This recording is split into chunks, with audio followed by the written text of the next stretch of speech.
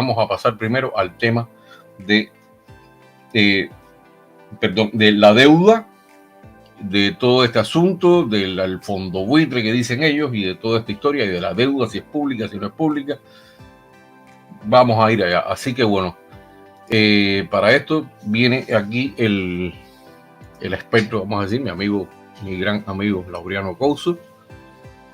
Aquí está. Y ahí lo tenemos. Bienvenido. Buenas tardes, Abraham. No sé si me escuchas bien. Escucho perfectamente al tejano ilustre. Por cierto, ahí te vendo Yo quiero saludar a que la veo aquí en el chat que está en línea. Antes de todo, a mi muy queridísima Marta Elena, que la veo ahí. Sí, chat, Marta Elena, infaltable. Que ella siempre está apoyando cualquier causa que vaya en contra de la dictadura cubana.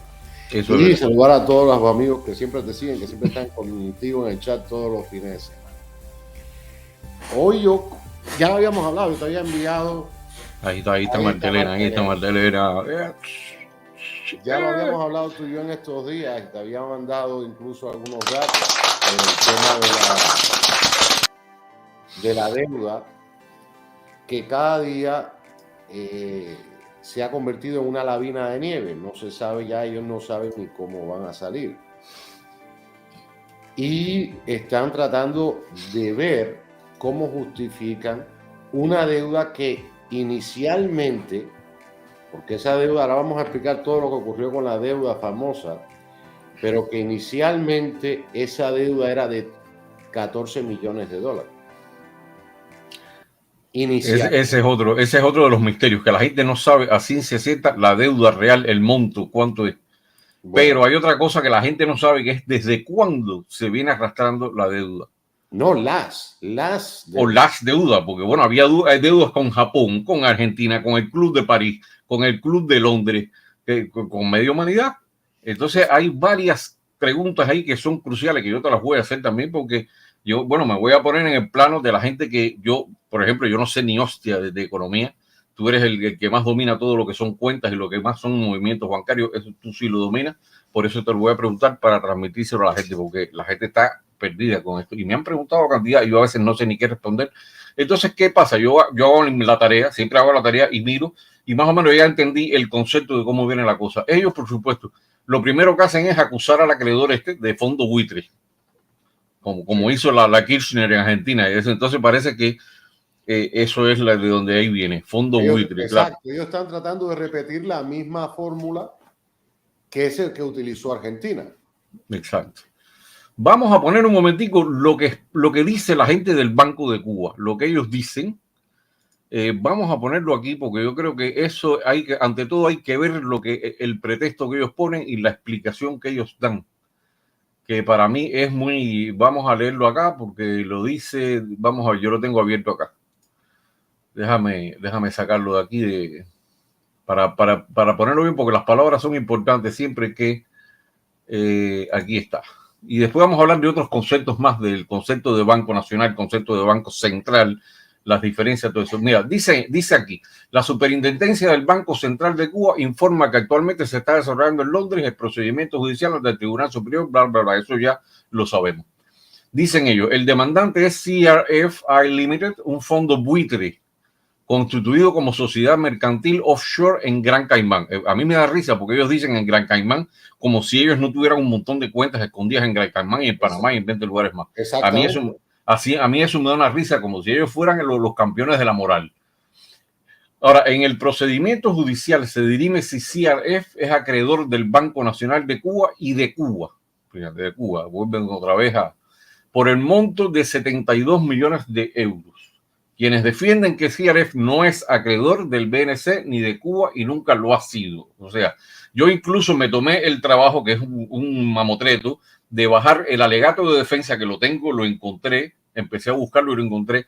Está en un PDF, los que quieran, yo se los puedo mandar, está en inglés, el que quiera disparárselo.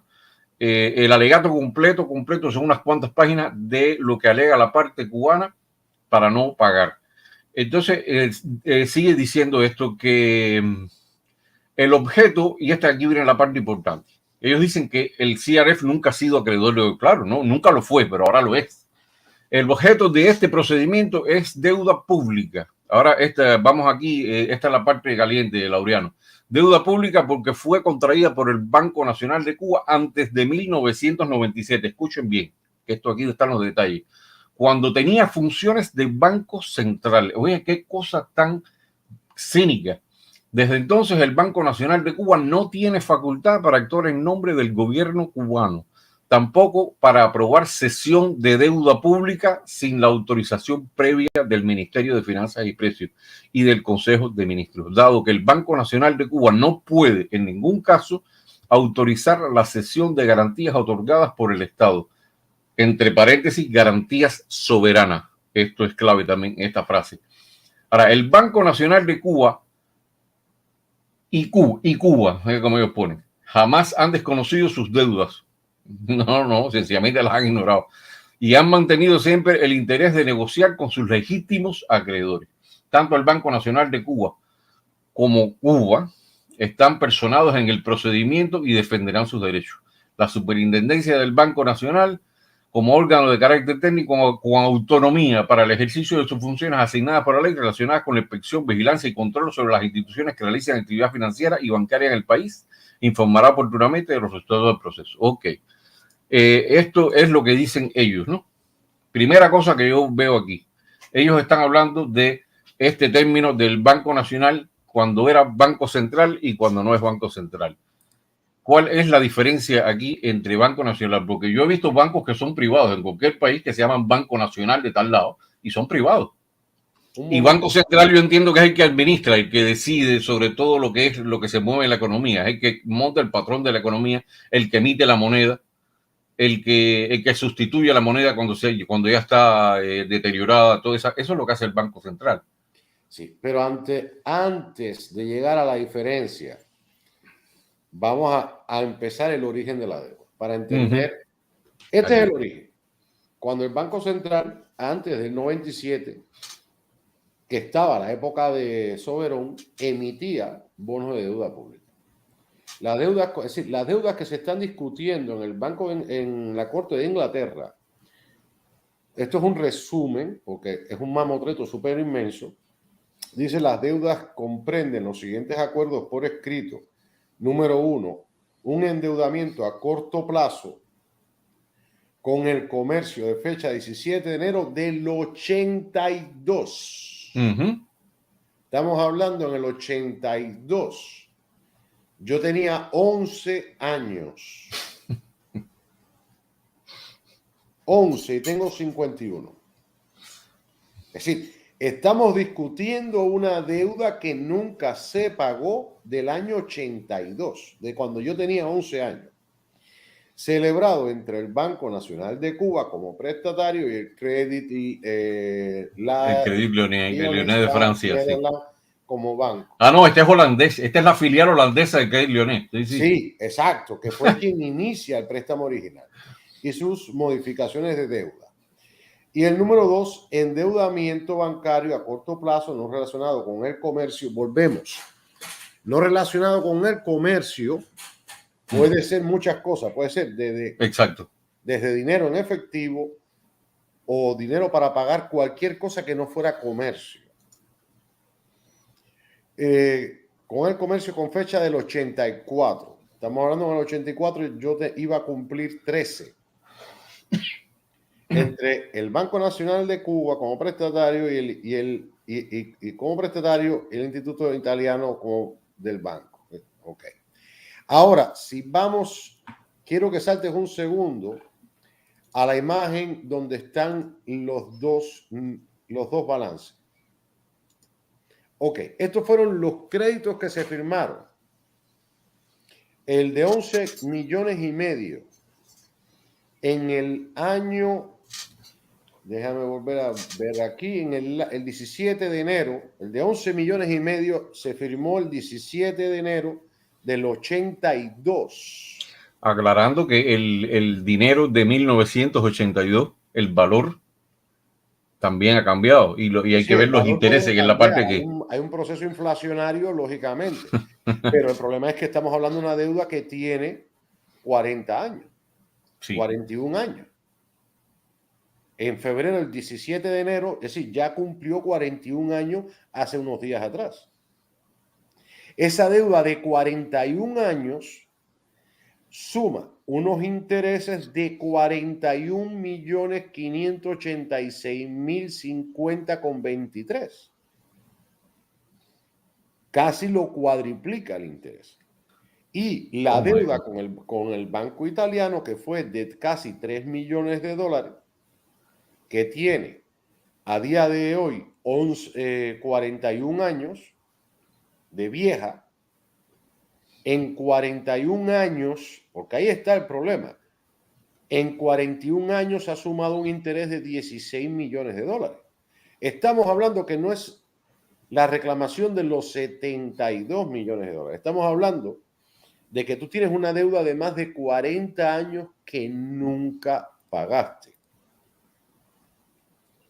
No sé si puedes ya quitar el...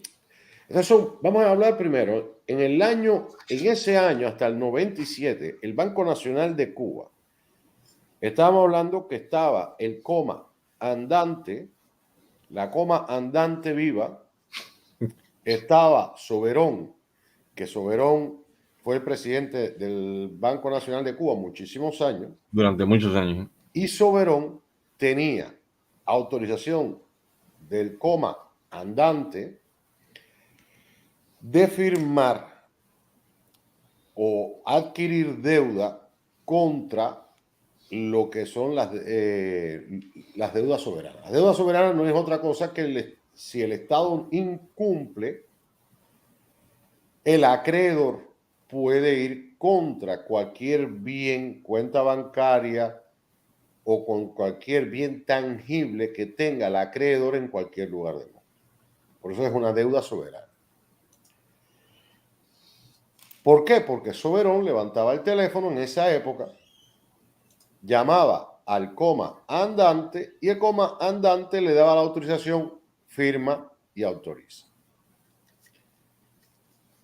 Desde el 97, el Banco Nacional de Cuba se le quita la función de Banco Central. Es decir, Banco Central ya no solamente es el que emite moneda, sino también el que emite deuda pública.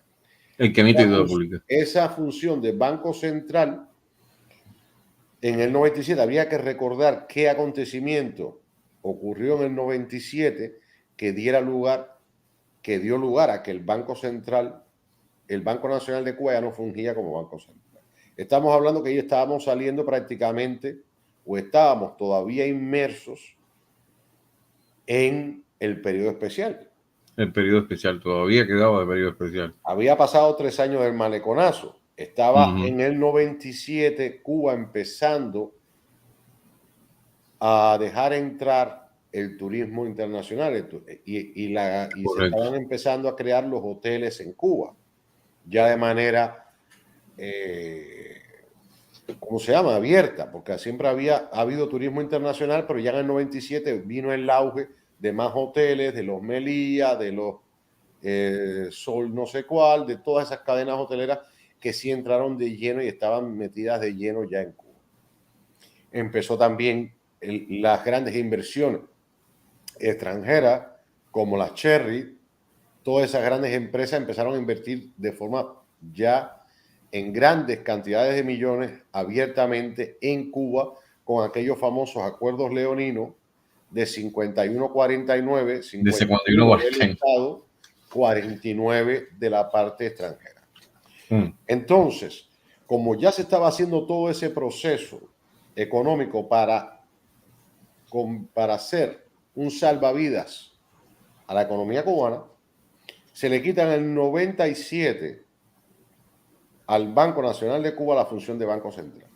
Significa que el Banco Nacional de Cuba ya no podía emitir deuda extranjera. Pero esta deuda fue adquirida en el 82. Sí, porque ahora están diciendo, bueno, ellos ponen la fecha del 97, ok, pero está bien, pero la deuda tiene 41 años, pero no solo eso, hay una cosa que me llama la atención, ¿Qué es lo que yo encuentro más cínico de todo esto? Que es la palabra deuda pública. ¿Qué cosa es una deuda pública? Deuda pública es decir, la deuda pública es cuando el gobierno o deuda soberana, porque la deuda soberana ya, es decir, ya la palabra deuda soberana no la utiliza nadie, porque la deuda soberana es un término monárquico, que era cuando los soberanos emitían deuda pública, pero bajo la garantía soberana, es decir, del propio soberano. En Cuba, yo sé que Fidel Castro se creyó ser el soberano de Cuba, que la familia Castro se ha creído ser la familia monárquica de Cuba, y por eso en la televisión nacional ellos siguen llamándola deuda soberana en vez de utilizar la terminología correcta, que sería deuda pública. Porque ellos siguen pensando de que ellos son los soberanos, es decir, el soberano, el gran soberano, la piedra Castro. No, técnicamente ya en Cuba no es un fondo soberano, es decir, es una deuda pública que va, en caso de impago, la garantía la pone el Estado contra todos sus bienes y activos que tenga dentro y fuera de territorio nacional. ¿Cuáles son los bienes y activos en este momento en peligro fuera de Cuba? Los supertanqueros, los tanqueros petroleros de Gaesa, que están bajo una compañía cubana que en teoría el presidente o semidueño es el hermano de López Calleja. Es decir, que en caso de perder el juicio, Cuba tendría en riesgo de embargo los tanqueros de Gaesa. Pero sigamos con el tema de la deuda. Hay otra imagen que te mandé que quiero que la gente la vea, porque la deuda, vuelvo y repito, hasta ahora vamos a analizar dos cosas. Fidel hasta el año 97, a golpe de teléfono, aprobaba o le daba la orden a Soberón de que se adquiriera una deuda y se garantizara como deuda pública. Aunque él que le gustaba llamar fondos soberanos porque él pensaba que él era el soberano de Cuba. Esta es la posición oficial, esta es la tabla oficial. Sí, esta es la tabla oficial. Esto es una captura de pantalla de, de la página oficial de la ONET cubana, es decir, de donde salen todas las estadísticas del propio gobierno de Cuba. Y esto es una captura de pantalla para no tener, porque es un documento PDF que todo el mundo lo puede descargar porque es público, ellos lo tienen público. Ellos publicaron hasta el 18, es decir, del 18 hacia adelante, Cuba no existe, la economía cubana no existe. Pero estamos hablando, hay un detalle, en el 2018, en el 2018, Cuba tenía una deuda total de 18.441 millones de dólares. Deuda bancaria. Deuda bancaria eran préstamos, es decir, préstamos que se le otorgó al Banco Nacional de Cuba a nivel mundial. Deuda bancaria solamente eran 1.482 millones. Y deuda oficial, que es todo inversión, cosas que otros gobiernos como China dieron en crédito, Rusia dieron en crédito, deuda oficial, 9.040 millones de dólares. Estamos hablando de una deuda súper gigantesca para un país de no más de 11 millones de personas. En el Club de París, Cuba firmó en el 2015 un histórico acuerdo con el Club de París que le condonó 8.500 millones de dólares de una deuda total de 11.000 millones de dólares, con el compromiso de pagar a plazo el importe restante hasta el 2023.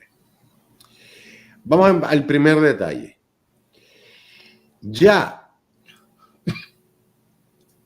en el 2015 a Cuba se le condonaron 8.500 millones de dólares. Si pasamos a la imagen anterior para ir explicándolo de forma Ok. Este reporte de Cuba empieza en el 2015. Ellos lo empiezan en el 2015. Estamos hablando que habría que sumarle esos 8.500 millones a los 15.857 millones que ya ellos publicaron en el 2015. Ya. Significa que son 15.857 más 8.500 millones. Estaríamos hablando que Cuba tenía en el 2015, ante la condonación de esta deuda, de estos 8.500 millones, tenía un nivel de endeudamiento de 24.357 millones de dólares. Un total de 24.357 millones de dólares. Una barbaridad. ¿Por qué? Porque no ha pagado los intereses, como vimos anteriormente con la deuda que se está discutiendo en los tribunales de Inglaterra en este momento. Los intereses cuadriplican el valor inicial de la deuda comprometida, porque nunca se pagó. Entonces, por eso ellos solicitó una moratoria de 2 años. Esto es con el Club de París. Sí. Para un total de 200 millones de pagos atrasados del club, que aceptó solo 1 año de posibilidad de renegociar. En el 2020 tampoco pagamos. Pero es que hay una deuda muy antigua con el Club de París, que yo creo que, no sé si estamos hablando de la misma, yo ahora me estoy confundido, porque yo recuerdo, en el año, creo que fue en el año 85, ya tú eras un adolescente, ya, año 85. Tenía 14 años. Yo recuerdo que se dio una reunión que citó Fidel Castro a la gente en La Habana para hablar en contra de la deuda externa, y la cogió con aquello era una jiribilla que el tipo cogió, como todas las que se le formaban a él, y entonces empezó a elebrestar a la gente a no pagar la deuda externa, pues decía que la deuda era impagable. Entonces salió el eslogan aquel: la impagable deuda, la impagable deuda, la impagable deuda. Pero mientras tanto él estaba pagándole al Club de París, tratando de pagarle lo que le debía. Y entonces incluso recuerdo que en aquel momento se dio el terremoto en México, en ese mismo momento que él estaba hablando, y el tipo fue tan cínico que utilizó la tragedia esa para decir: miren, ahora es el momento de condonar la deuda. Él se molestó muchísimo que había 2 periodistas americanos ahí que le preguntaban por el caso de Robert Vesco, que iba a pasar con Robert Vesco, que estaba escondido en Cuba, el tipo que estafó en Estados Unidos, que llevó un saco de dinero para Cuba, que no sé cuántos millones le dio Robert Vesco a Fidel Castro. Bueno, pues, y se encolerizó, incluso dijo que era un pobre hombre enfermo y todo eso. Total, después lo entregaron. Cuando no le sirvió más, lo estrujó como una servilleta y lo entregó. Y entonces eso sí me acuerdo, o sea que hay deudas desde hace mucho. Pero bueno, ya estamos, que en el 82 estaba también, y ahora, bueno, imagínate tú. Entonces, ahora yo me pregunto, fíjate, y la gente dice: no, ellos dicen fondo buitre, de acá, ¿qué banco aguanta así impunemente que durante 41 años tú le dabas esa bola de dinero, que no le pagues ni intereses, que quieras renegociar constantemente y que no le pagues una deuda de 41 años? Eso no lo aguanta nadie. Mira, hay compañías que se dedican a esto y son puramente auténticas y legales, que compran deudas a un precio de remate. Por supuesto, el banco, para no perder todo el dinero, porque saben que lo van a perder, prefieren, bueno, del lobo un pelo, te vendo la deuda y tú te encargas de cobrarla. Pero y esta gente sí natural, eso es muy normal. Claro, pero claro, mira, aquí hay una compañía que se llama Opal, que es perfectamente legal, que se dedica a comprar cheques que no han podido ser cobrados de cuentas y después te lo exigen y te ponen tipos atrás, caerte atrás y exigírtelo y te hacen la vida imposible. Exacto. Y es legal. Pero vamos a otro punto que se nos pasa por alto. En el 2014, Rusia le deja sin efecto. Eso estaba por acá, sí. 30.000 millones de dólares. Vamos a ir al principio. Yo creo que es el principio, ¿no? Es aquí, creo que es acá. Aquí está. Se pensaba que Cuba no tenía deuda con Rusia desde que Vladimir Putin en el 2014 hace sin efecto 30.000. Estamos hablando que si sumamos esos 30.000 millones de dólares de la época soviética, ya sumamos que en el 2015, en la primera estadística que vimos debería ser el número final 54.357 millones. Estamos hablando más de 54 billones, en inglés billones, en español trillones de dólares. Mira, tenemos un comentario muy inteligente aquí. Dice que el embargo no permite que Cuba pague. Claro, claro, claro. Este es el tipo de comentario que me gusta a mí, para reírme un poco. No. El embargo, claro, el embargo que Fidel Castro impuso a todo el dinero que entraba a Cuba y que no te deja sacarlo y que tampoco te deja pagar, pues lógicamente ese embargo no deja, el que puso la dictadura. Pero entonces estamos hablando que son 54, en total Cuba tenía en el 2015 54 trillones de dólares. Ajá. Rusia le condonó 3.000 millones. 3.000, espérate. Aquí estamos hablando de 30.000. De 30.000 millones. 30.000 millones. Porque, oye, es que el CAMA y Rusia le dieron a Cuba 120.000 millones. Estamos hablando que a Cuba se le perdonó 38.500 millones de dólares en deuda. 8.500 millones se la condonó el Club de París y 30.000 el campo Rusia. Es decir, se te perdonó 38.500 millones de dólares. Estamos hablando que con 38.500 millones de dólares, hoy por hoy, Cuba no estuviera tan destruida como está. Cuba está destruida porque todos esos millones de dólares que se le perdonaron, más lo que aún existe, solamente con la deuda que a Cuba se le perdonó, Cuba fuera una perla, fuera la perla del Caribe de nuevo. Imagínate tú, eso no es moco de pavo, son casi 40.000 millones. Estamos hablando de 40.000 millones, son 40 trillones de dólares de deuda perdonada, sin contar los 18 trillones de dólares, o en inglés, billones de dólares. Billones. En inglés, porque en español no son billones de dólares, en español serían trillones. Ahí está el gran problema de Cuba. Con todo ese dinero, Cuba fuera de nuevo la perla del Caribe. Y hoy en Cuba no hay una calle que sirva. En Cuba hoy no hay un hospital que sirva, no hay una escuela que sirva. Todo el dinero de Cuba se ha utilizado en mantenerse en el poder. Simple y llanamente. Volvemos a lo mismo para hacer un resumen muy breve. Cuba hoy tiene 189 cárceles cuando en el 59 tenía 16.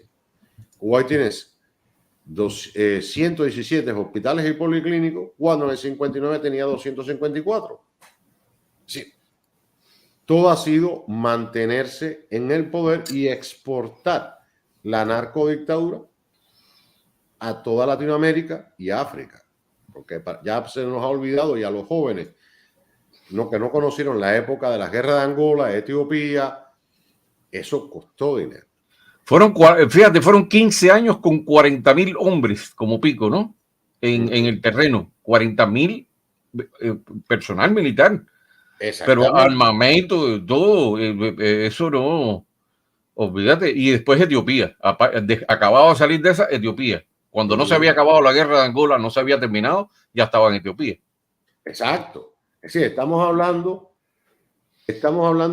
que a eso es que Cuba ha malgastado el dinero. No solo eso, Nicaragua, Granada, El Salvador. Cuba patrocinó la FARC colombiana, el ELN, los macheteros de Puerto Rico. Los macheteros, esto de los que hubo en Perú, Sendero Luminoso. Cuba financió toda esta gente. Cuba financió a todo esto. En eso se ha ido toda la deuda de Cuba. En todo eso. Entonces, volviendo al tema de la deuda de Inglaterra. ¿Cuál es el precedente que ellos le tienen miedo en la Corte de Inglaterra? El precedente es que Argentina. Ellos hicieron un juicio porque la cesión, ¿qué ocurre? La cesión de acreedor ocurre en el 2007-2009. Bueno, aquí yo tengo un dato. Aquí yo tengo un dato que es bastante interesante. Déjame leerlo porque no lo voy a traer a pantalla. Dice, es una firma de inversión británica que controla una serie de préstamos que el gobierno cubano dejó de pagar hace décadas. Esto está claro. O sea que esto es respondiendo a la declaración del Banco de Cuba, ¿no? Llegó a un acuerdo que, según afirma, ayudaría a la isla a regresar a los mercados de deuda internacional. O sea, esta misma firma que ellos le dicen que es un fondo buitre, le ofreció a Cuba un acuerdo, fíjate, le ofreció un acuerdo que de esto en Cuba no hablan. Dice, la firma CRF Limited, la mayor acreedora de la deuda externa de Cuba en el Club de Londres, ofreció convertir alrededor de 1.400 millones de la deuda en un préstamo de cupón cero, sin pagos hasta 2026. Según una copia de una carta enviada al presidente cubano Miguel Díaz-Canel, al que tuvo acceso Bloomberg. CRF tiene deuda cubana desde el año 2009 e hizo repetidos intentos de llegar a un acuerdo, incluido una oferta a principios del 2018, para lo cual no recibió ni una respuesta. Según la firma, esta propuesta hubiera permitido a Cuba comenzar a alejarse de su reputación de deudor dudoso en el pago de las deudas, que eso es malísimo. Y a su vez permitiría que otros acreedores insertos en el Club de Londres llegaran a acuerdos similares con la isla, y que el grupo cuenta con alrededor de 4.000 millones en préstamos y otros valores que Cuba contrajo durante el periodo en que Fidel Castro estuvo en el poder. Dicen que Cuba puede pasar de estar en mora con los acreedores comerciales a recuperar el acceso a prestamistas dispuestos en los mercados financieros globales, escribió en la carta el presidente de CRF, David Charters. CRF demandó a Cuba por falta de pago en un tribunal de Londres en febrero de 2020, en un caso que aún se está escuchando y que él se negó a comentar, pero es porque no recibieron ninguna respuesta, ni siquiera a la propuesta de arreglo que ellos le hicieron al gobierno cubano. O sea, el gobierno cubano no menciona para nada que esta compañía les propuso un arreglo que los podía sacar del atolladero, no lo menciona. Pero a ver, hay un problema. La gente dice, ¿y por qué Cuba no pagó los 72 millones? Porque para un país 72 millones es nada. Cuba no paga los 72 millones de dólares y se hubiera quitado todo este problema porque ellos tienen otras deudas con CRF. Entonces, si le hubiera pagado esos 72 millones, las otras deudas que sí son mucho más cuantiosas, tendría que pagarla, porque al pagar la primera, que sería la menor, estaría aceptando a CRF como acreedor oficial. Entonces, ¿qué hizo Cuba? Ellos cogieron y a las personas que en el 2009 o 2007 firmaron el traspaso de propiedad de la deuda del acreedor principal, ellos les hicieron un juicio y están presos. O teóricamente están presos. Teóricamente. Sí, porque no se menciona ni quiénes son. Sí, están por ahí los nombres, están incluso el número de la causa y todo. Y bueno, yo sabía que iban a sacar un par de chivos expiatorios, yo lo sé que lo iban a sacar. A uno le echaron 13 años, al otro le echaron un año y al otro le echaron 6. A ver, en Cuba hay un delito que es el delito de perjuicio a la actividad económica nacional, que son de 15 a 25 años. Es decir, el mínimo es 15, el máximo son 25. Y a todas estas personas le echaron un año, 6 años, que posiblemente no estén ni presas. Haya sido un juicio show, sí, para justificar de que es un bluff. Un bluff, de que esa cesión de deuda al nuevo acreedor fue sin autorización del gobierno. En Cuba nadie se atreve a firmar una cesión de acreedor, y mucho más cuando hay 3 personas que tienen que firmarla indistintamente, si no está autorizado por el gobierno. Sí, nadie está tan loco en Cuba, ni por un soborno, ni por nada, porque incluso el delito de soborno en Cuba, de cohecho, el mínimo es de 8 años. Y si eres funcionario público, el mínimo es el doble de la sentencia, serían 16. Y ninguno de los 3 acusados tienen 16 años. Uno tiene 6, el otro tiene un solo año y el otro 13. Pero que dudo que estén presos a día de hoy. Lo dudo. Si yo no creo ni siquiera que esas personas realmente estén presas. Él hizo un bluff, un juicio y se acabó la historia. Y ellos trataron de demostrar que esas 3 personas se pusieron de acuerdo. Vamos a firmar la sesión de Ellos son suicidas, son suicidas. En Cuba que por menos te echan 20 años. Es decir, nadie, ni por 10,000 ni por 100,000 dólares, nadie en Cuba se hubiera atrevido a firmar. Ahora, hay una cosa. Sabiendo que le cuesta la vida. Hay un concepto que me tiene a mí inquieto. El concepto precisamente de deuda pública. Yo recuerdo, por ejemplo, la deuda soberana, la deuda pública. Yo recuerdo cuando cuando estalla la Segunda Guerra Mundial, que Estados Unidos no interviene en el conflicto. Se produce entonces, ¿por qué se produce la entrada de Estados Unidos en la guerra? Por Pearl Harbor, por el golpe de Pearl Harbor.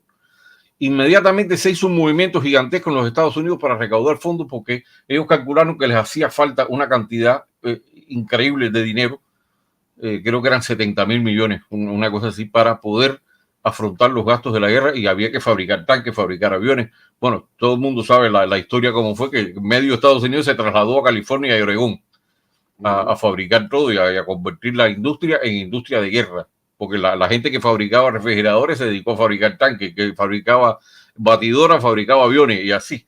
Y entonces, ¿cómo hicieron esto? Emitieron bonos de deuda pública, y esos bonos los compraba la gente, los compraba el pueblo. En Cuba no se ve una cosa así. En Cuba nadie te pone un bono. En Cuba no se comporta así lo que ellos llaman deuda pública. O sea, a mí me parece un descaro absoluto llamarle deuda pública a esto. Eso es dinero que ellos han robado siempre. Sí, a ver. Y ese es el tejemaneje que tienen. La deuda pública es un compromiso del gobierno. Claro. Cuando todavía el Heraldo estaba funcionando, que nosotros sacamos un artículo sobre una intención que hizo Cuba de emitir bonos de deuda pública y vender bonos de deuda pública abiertamente en el mercado internacional. El problema de la deuda pública es el siguiente: es el compromiso de que si yo no te pago, por eso es que siempre se dice que Estados Unidos siempre paga sus deudas, porque si no te pago, como acreedor, puedo embargarte. Oh my God. A ver, ¿no dice? Dice que CNBC publicó ayer un artículo donde dice que los inversores están esperando a ver qué pasa, porque la lista de demandas es de 70 billones en total de otros lenders. Exactamente. Imagínate. Y ahí está la cagalera, y por eso es que ellos han metido preso o han hecho este juicio. Gracias, Raíl. Pero el problema de Cuba ha sido siempre el siguiente: si tú no pagas, llevas 42 años, 43 años con esta deuda que se era inicialmente de 12 millones de dólares y se te convirtió en una deuda de 70. Por no pagar, solamente en intereses. Por no pagar por intereses. Ese es lo jodido. Que si tú me dijeras que es un dinero que realmente no es por intereses, o sea, que es un dinero que botaba a la basura. Por ser moroso. Por ser moroso, porque no pagaron. Nunca. El juicio es pasado mañana. Bueno, para mí es mañana. O sea, el lunes. El lunes es el juicio por la mañana. Así no han pagado. Bueno. Entonces ellos saben que el juicio, de lo que dependa del juicio no solamente los tanqueros de Gaesa pueden ser embargados, sino que saben que puede existir una avalancha de demandas y ya existiría un precedente de otro juicio.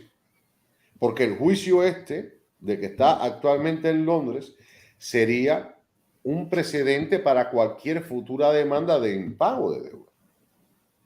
Ya, claro. Y el problema es, el gran problema que tenemos los cubanos no es solamente que el comunismo ha destruido Cuba, que el comunismo ha destruido la sociedad cubana, que el comunismo ha destruido a la familia cubana, que por eso más del 50% de la familia cubana está dividida, unos en Cuba y otros en cualquier parte del mundo, que el comunismo incluso ha matado la identidad cubana.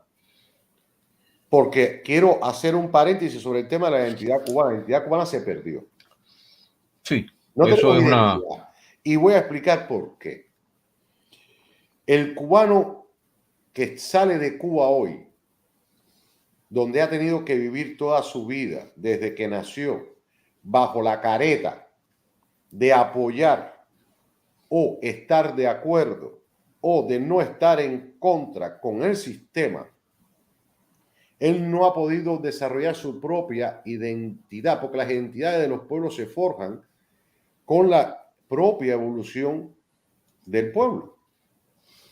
Y en Cuba la gente ha tenido que vivir y vive, el que está dentro de Cuba, con la careta o de apoyar el sistema o de no estar en contra del sistema o de estar neutral con lo que pasa en Cuba.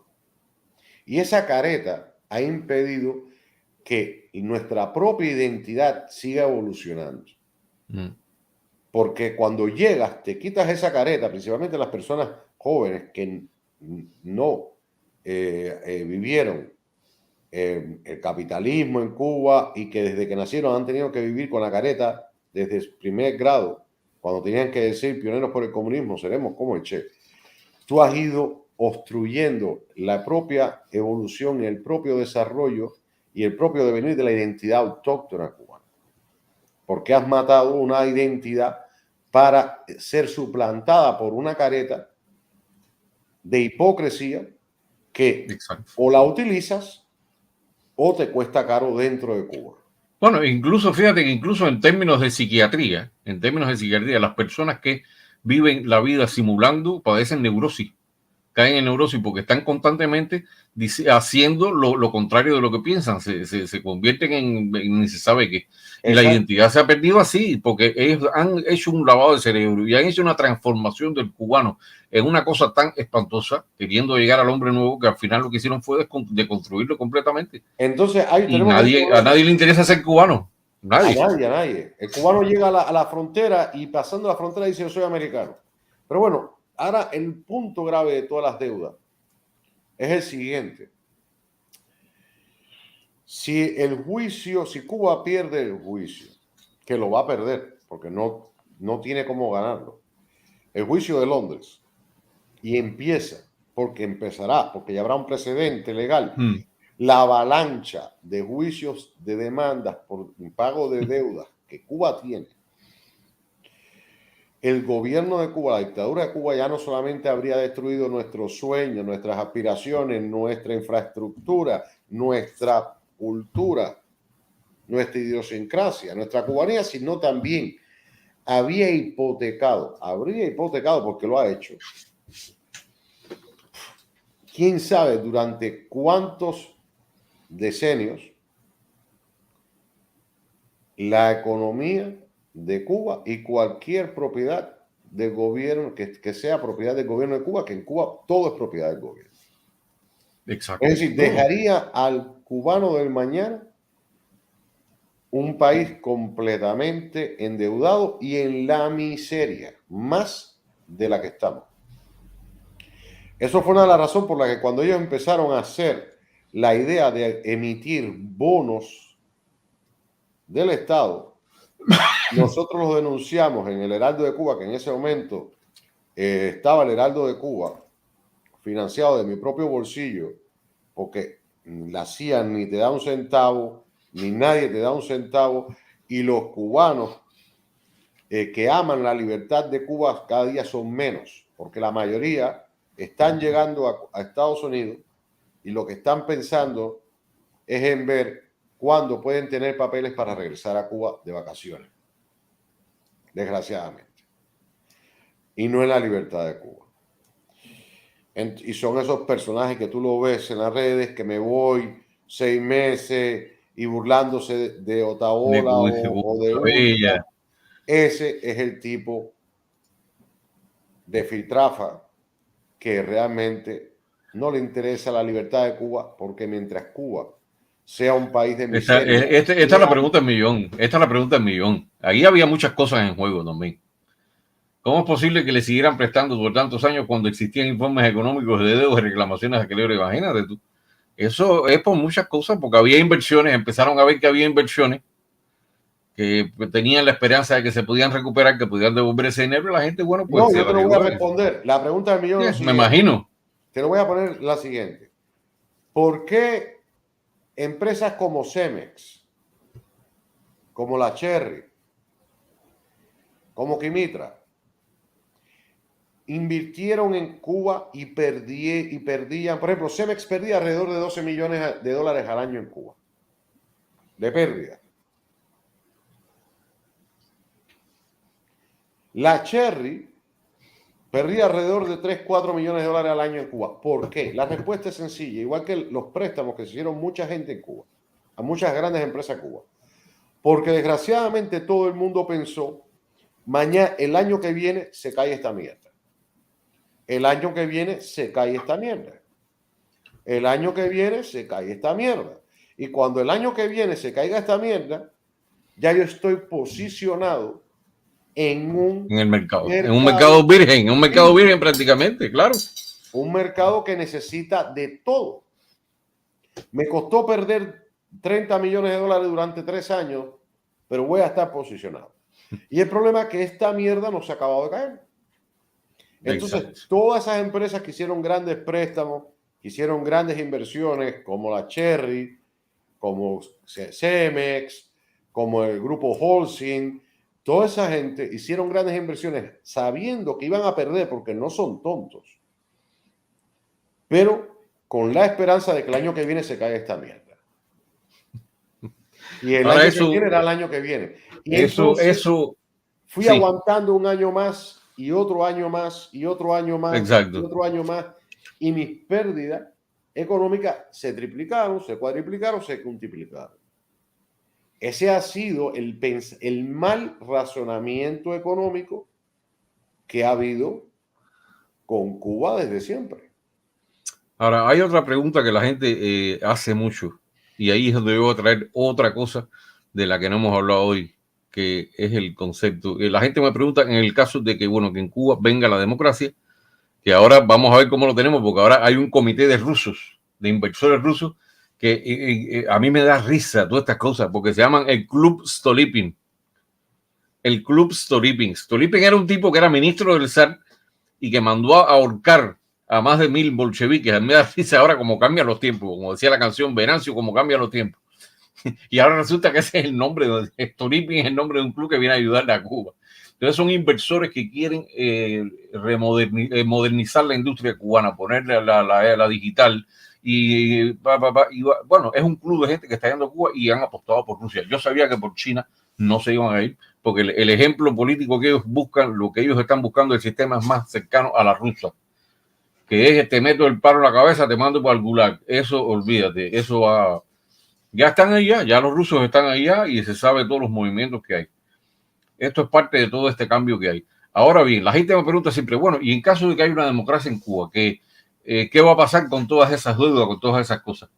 Y entonces hay un tema que es interesante también, porque ahora el régimen se queja de que si son fondos buitres, que si tienen que perdonarle, que no sé qué, que por acá, que por allá. Esto, hay un concepto que tú sabes cuál es, que se aplicó en Cuba cuando Cuba se independiza de España, que viene los Estados Unidos. Parece que España trató de cobrar cierta deuda, hubo algún rollo de eso, y entonces la cosa se llegó a consulta a los Estados Unidos. No recuerdo quién fue el que dijo que no, que la deuda era odiosa, y se declaró el concepto de deuda odiosa, que es un concepto que se llama deuda odiosa o execrable. Y eso es un concepto de deuda que se da en el caso de que la deuda pública no es tan pública como lo parece. Lo voy a leer aquí un momentico rápido. Mira, la deuda...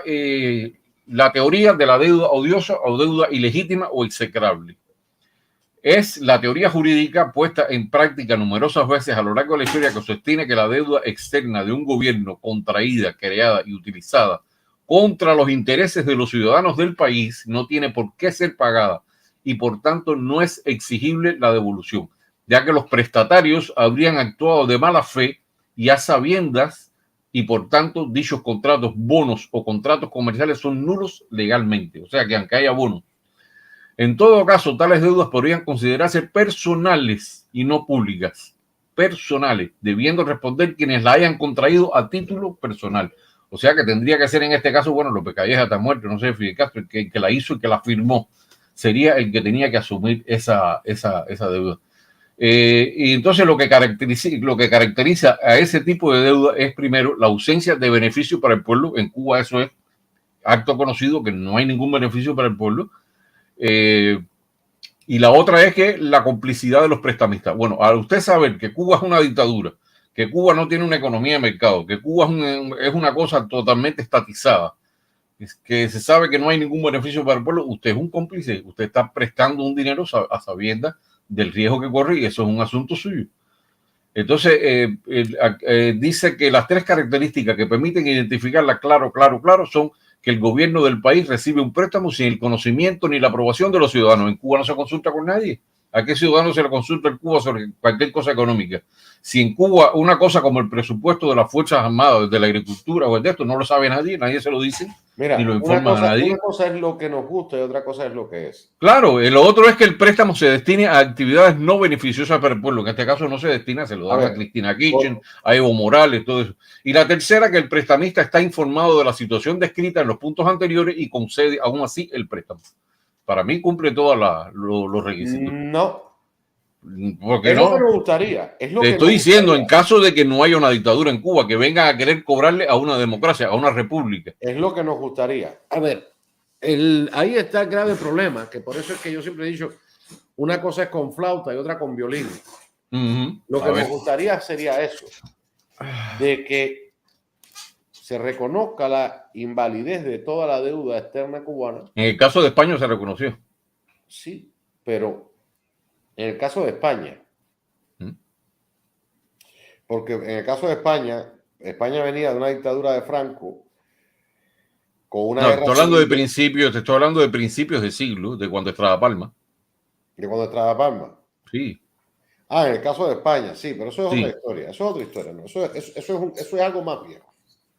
Eso es algo más viejo y no es aplicable a este momento. Fue cuando nació la República. Sí. En este caso sería si se recupera la República.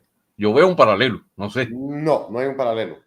Es decir, es lo que me gustaría, porque estamos hablando de que de la otra manera el primer gobierno en democracia que exista dentro de la isla de Cuba tendría un callejón un callejón económico sin salida. Pero hay muchos factores. Hay muchos factores.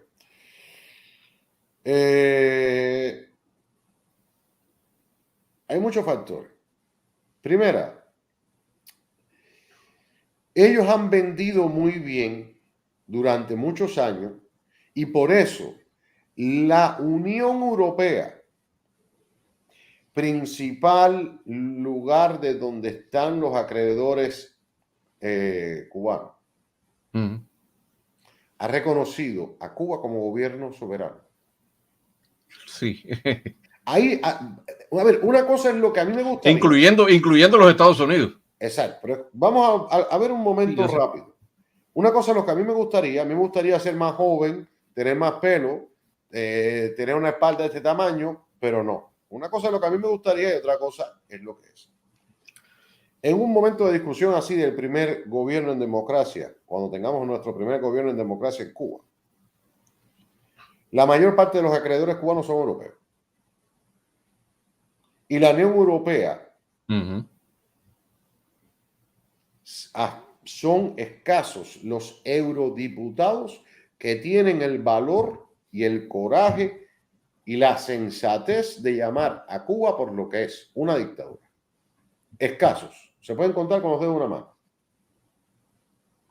El resto, desde Borrell y todos los demás.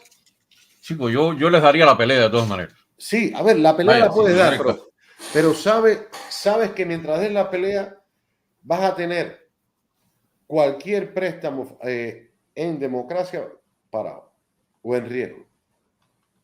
Porque vas a tener un país con un nivel de deuda tan grande y ahora se niega a pagar Y la Unión Europea, eso, cuando se caiga la dictadura, el problema va a ser que todos esos gobiernos europeos han aceptado a Cuba como democracia. Como dicen ellos, una democracia de partido único. Esa fue Federica Mogherini la que dijo el disparate ese, una democracia de partido único. Pero ese es la verborrea europea. No, esos son los intereses, esos son intereses que ellos tienen. Intereses, y ellos no van a marchar, los gobiernos europeos, ellos mismos no van a permitir de que todos esos miles de millones de dólares que a Cuba se le han concedido con el beneplácito de los propios políticos europeos. Claro, pero mira, Laureano, yo pienso que cuando se hagan en Cuba, si se da, por supuesto, que más quisiera Dios, si en Cuba se dan juicios, se comprueba la culpabilidad de los gobernantes, se establece legalmente, judicialmente la culpabilidad de toda esa gente, el latrocinio, el robo, todo eso, ahí yo creo que va a ser suficiente para establecer un de esto de deuda odiosa. La hay, existe la base. Ya cuando tú logras comprobar que hubo latrocinio, que hubo desfalco, que hubo un daño, un asesinato de la economía prácticamente, tienes, y que no era un espacio, y que no era un Estado soberano, tú tienes un espacio para poder establecer una demanda. Pero incluso Meliá, por ejemplo, e Iberostar, que son dos compañías que no se han limitado a la hotelería, se han limitado al juego político también. Porque incluso dieron el dinero para el fondo ese, para el centro odioso, la cosa rara, la casa de Fidel Castro ese en el Vedado. Todas las de Meliá y Iberostar, cuando quisieron apretar las sanciones y poner el capítulo 4 de la ley de Helms-Burton activo, la Unión Europea no saltó. Sí, claro. Porque me están afectando los intereses. Canadá también ha saltado, ha saltado. Y México ha saltado y todo. Exactamente. Estamos hablando de que, olvídate, por desgracia, nos tienen atados por los huevos y el primer gobierno que existe en Cuba. Esto tenemos que dejarlos en un vamos a ver qué pasa. A ver, hay una solución. Hay una solución que no nos... hay un detalle de lo más interesante. La parte esta demandante, el CRF contrató al abogado, al mismo que triunfó con el caso de Argentina. Que después le cogieron el barco aquel famoso y se lo embargaron a la Kirchner. Un barco insignia que tenía, que estaba por África, no se lo embargaron. O sea, que contrataron al mismo abogado, al mismo bufete de abogados que ya tuvo. Así que bueno, vamos. La rumba no es como ayer. No, ya, yo sé que hay diferencias. Hay diferencias muy grandes. Hay diferencias muy grandes. Dice Gregory que no seamos pesimistas. No es que sea pesimista. A ver, somos realistas. La única solución que queda en el primer gobierno en democracia, y eso tienes que tenerlo claro porque lo demás es ser idealista, es decir, ser soñador y ser soñador no funciona. La realidad es una. Es que se negocie con los principales acreedores una eliminación de deuda a cambio de inversiones prioritarias en el país. Que esas inversiones prioritarias traerían fuentes de trabajo, traerían dinero fresco y eliminarían la porción de deuda que haya con ese acreedor. No queda otra. No es que las cosas son oscuras, es decir, vuelvo y repito, yo podría decir que todo es muy bonito. Que todo es luminoso, ¿verdad? Que todo es luminoso, pero hay una realidad. Bueno, es que yo tengo el defecto que yo pertenezco a los soñadores, ¿no? Ese llevan es el defecto 63 años destruyendo todo el concepto de nación. 64. Y no hay manera de decir esto no sucedió. No, pero además la poca fuerza laboral que podía reconstruir ese país se está yendo. Exactamente, esa es la otra. Lo que queda son personas que son los que necesitan precisamente de una institución pública, la gente vieja, que son los que necesitan, son los que son receptores. Y el resto se fue. ¿Tú sabes lo que le costó a Murillo irse para el tabaco? una intervención en la mesa redonda. Una intervención de esa de Murillo, de la mesa redonda.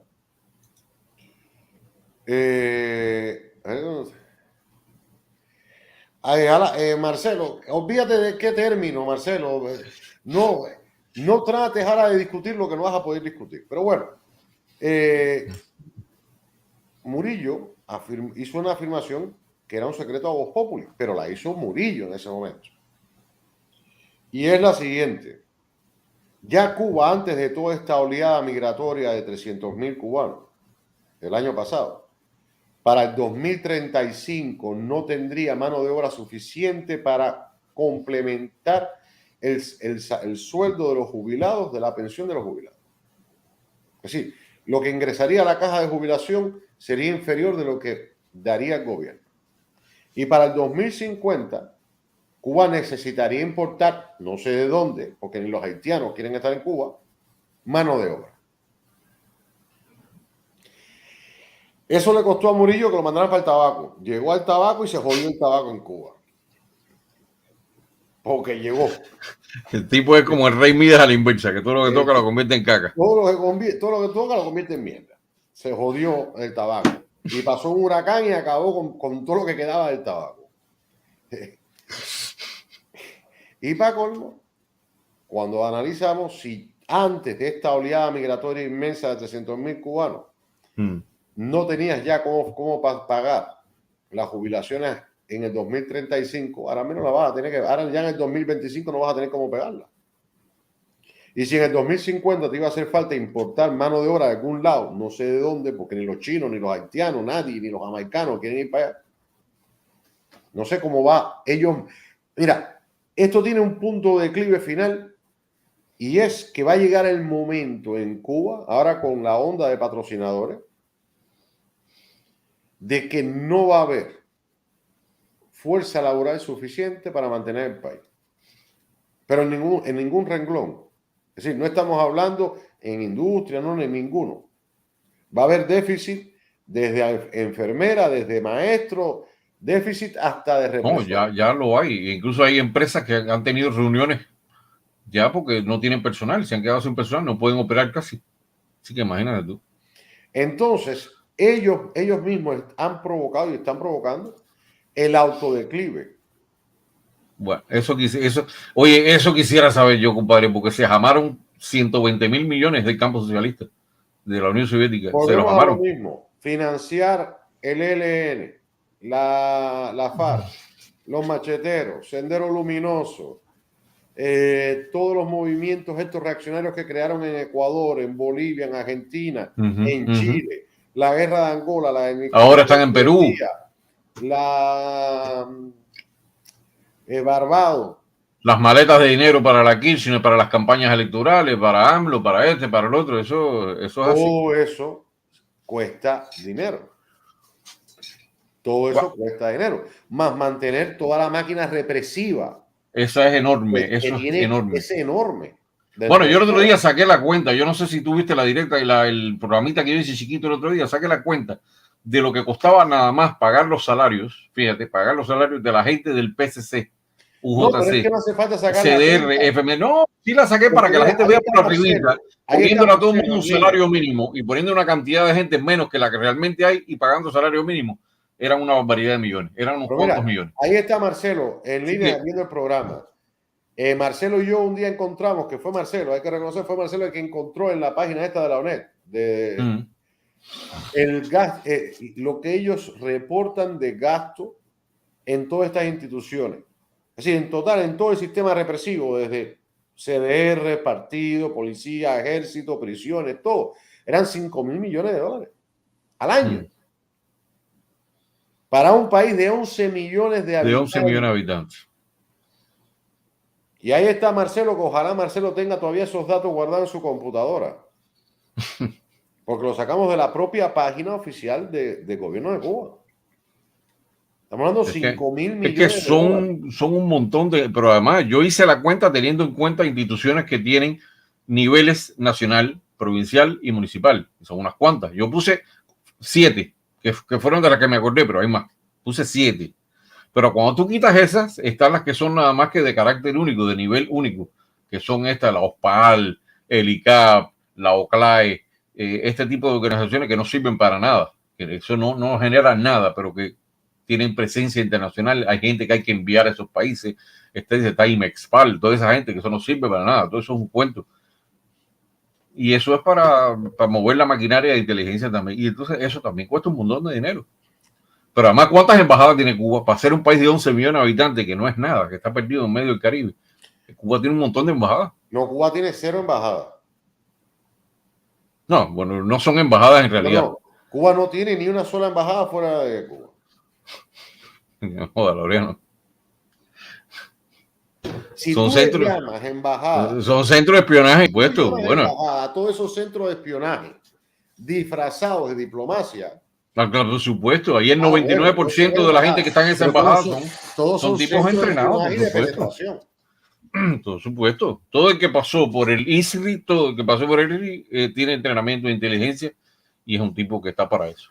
Es que hasta el embajador, que es una persona que se supone que es el de más rango, es un agente de eso, porque en la mayoría de los países tú vas a una embajada, puedo decir el Canadá o Francia, lo que sea, y el tipo que es agente, que es un agente de inteligencia, es el segundo secretario o es el encargado cultural o es el... No, en este caso es todo el mundo. En el caso de Cuba, todo el mundo. Es decir, Cuba, si tú vas a una embajada, a un consulado o a un consulado cubano, en cualquier lado, a una embajada, cuando tú ves un diplomático de cualquier lugar del mundo, tú ves la elocuencia, la delicadeza, los modales. Tú vas a una embajada de Cuba o a un consulado cubano y te están hablando como si fuera un instructor policial de 100 altavoz. Ah, sí. Y cuando tú haces una protesta salen a dar golpes y a agarrarse la masa testicular, etcétera, etcétera. Sí, es clásico. Bueno, así que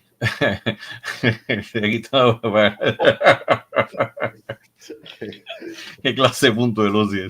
Oye, pero le dice al compañero OCIE que tiene que pagar los 5 pesos también del otro compañero que está en directa, porque la CIA no manda, ¿cómo se llama? No nos manda el cheque.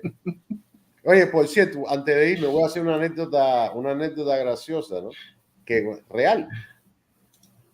Para que tú veas la cantidad de gente, policía y represores y de todo, y chivatones que están metidos ahora, que se han metido en Estados Unidos con esta ola de 300,000 cubanos. Los otros días estoy en mi mecánico, fui al taller a hacer el cambio de aceite y llega un mayaricero de estos recién llegados y pregunta que quién es el dueño del lugar. Le dice, mira, aquel que está allá que estaba al lado mío, no voy a decir el nombre del dueño de esta época, y estábamos conversando y llega aquel mayaricero que tuvo que haber sido policía, represor o algo, o chivatiente o del partido, algo, y llega y le suelta esto. Oiga, Cuadro, usted es el dueño. Aquello se fue. Cuadro. Ay, Dios mío. Hola, Cuadro, usted es el dueño. Aquello se vino abajo. Y este amigo mío, que es otro cubano anticomunista, ahí mismo le ha cogido y lo ha encendido y lo terminó hasta botando del taller. Porque le dijo, tú lo que eres un descarado. Tú mismo te acabas de echar para adelante con el Lola Cuadro ese. Y ahí terminó, bueno, lo terminó botando del taller. Pero eso para que te des cuenta de la cantidad de cuadros lo que está cayendo ahí. Que han venido en esta migración de 300 años. A ver, espero haber podido contribuir. Sí, concho, ¿cómo no? El entendimiento de por qué tanta jodera con la deuda, de cuál fue el origen real de la deuda, cuántos años lleva la deuda sin pagar, 43 años, para que la gente entienda realmente y dejar también claro algo. Para los que pretenden o tienen aspiraciones políticas dentro de Cuba en el primer gobierno que haya en democracia, que vayan tomando en consideraciones. Esa es la tarea del indio. Que vayan tomando consideraciones de las alternativas que le va a quedar al primer gobierno en democracia en Cuba para negociar o renegociar de una forma justa y equitativa la deuda externa cubana.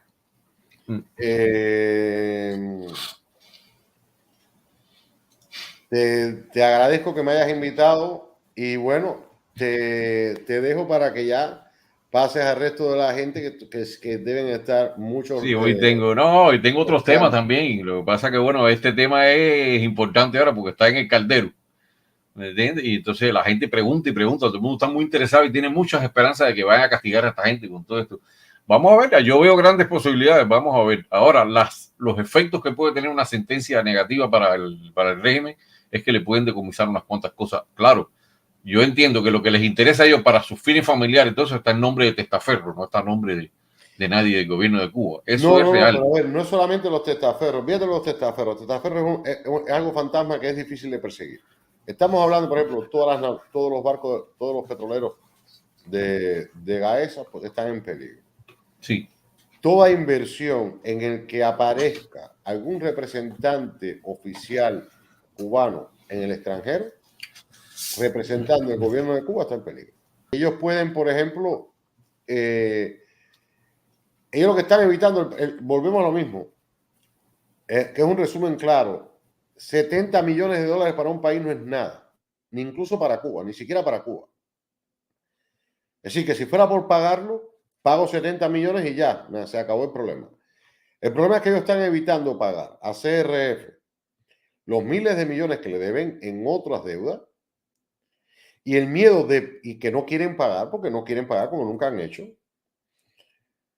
y el miedo de perder el juicio de estos 70 millones es que podría haber una avalancha inmensa de acreedores demandando a Cuba porque ya se habría sentado un efecto dominó, claro. Y eso sería, ¿cómo se llama? Ya cuando hubo sangre que es efectivo el juicio, el proceso y todo, van a ir a por ello. Claro. Exacto. Entonces ese es el gran kit de la cuestión. Y bueno, y utilizaron a 3 personas como chivo expiatorio, echaron a uno 1 año, otros 6 años, otros 13, que yo incluso dudo que estén presos. Para decir de que esas personas firmaron una cesión de deuda a un nuevo acreedor sin autorización del gobierno. Porque todo ese rejuego que se hizo en el 97 simple y llanamente fue para contraer deudas sin compromiso. Por eso es que en el 97 se cambia las reglas del Banco Nacional de Cuba, que fungía también como Banco Central, para no pagar. Es decir, fue una doble intención. Cojo deuda, admito deuda y no pago a nadie al final, porque no hay garantía. Claro. Pero la deuda que estaba antes contraída sí tenía garantía. Y con intereses ahora, con buenos intereses. Es más en interés que la deuda. Es más interés. Imagínate tú. Exactamente. Pero así pasa con todas las deudas de Cuba. Es decir, la mayor parte de las deudas de Cuba está en interés. Pero es que todo préstamo tiene intereses, eso lo sabe todo el mundo. Yo mismo no le pido jamás un préstamo al banco. Yo no le pido jamás un préstamo al banco, jamás. Sí, pero yo aunque me esté muriendo de hambre no le pido interés al banco. Porque sé que después me van a sazonar. 40 años de mora. Pero 41 años, oye. 41 años de impago no es fácil. Ahí están los problemas. Abraham, te agradezco infinitamente y espero que poder participar en cualquier otro momento contigo aquí en tu programa. Pero los pobres, los que el cheque de la hacienda no llega, tenemos que salir a trabajar. Te quiero y muchísimas gracias por todo, Abraham. Vale, mi hermano, un abrazo bien grande.